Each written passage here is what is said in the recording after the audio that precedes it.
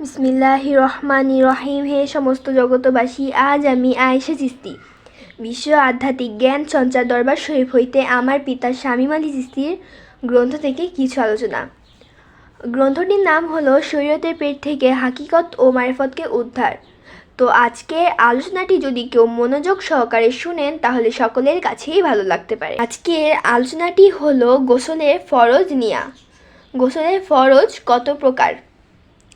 গোসলের ফরজ 3 প্রকার।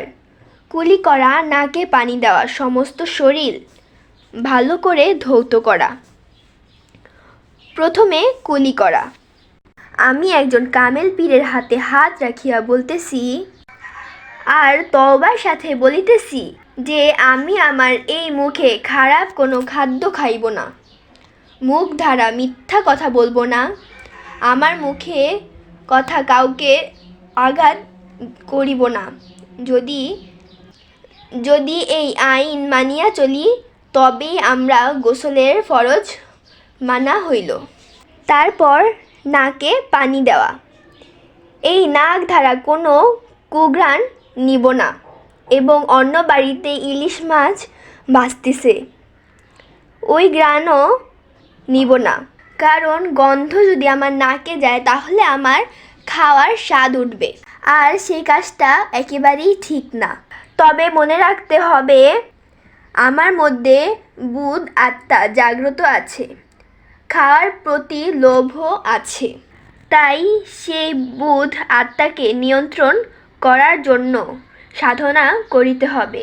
সেই সাধনা করিতে চাইলে কিভাবে করিতে হয় এই একজন কামেল পীরের কাছে জানিয়া নিতে হবে।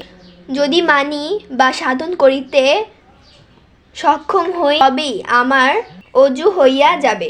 তারপর সমস্ত শরীর ভালো করিয়া ধৌত করিতে হবে।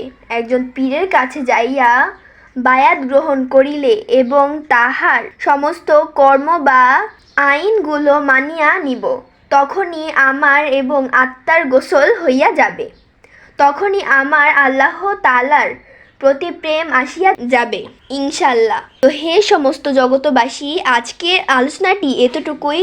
আশা করি সকলের কাছে আলোচনাটি ভালো লেগেছে। যদি সকলের কাছে আলোচনাটি ভালো লেগে থাকে তাহলে এই চ্যানেলে যদি কেউ নতুন হইয়া থাকেন চ্যানেলটিকে সাবস্ক্রাইব করে রাখবেন। সকলেই ভালো থাকবেন। আল্লাহ হাফিজ।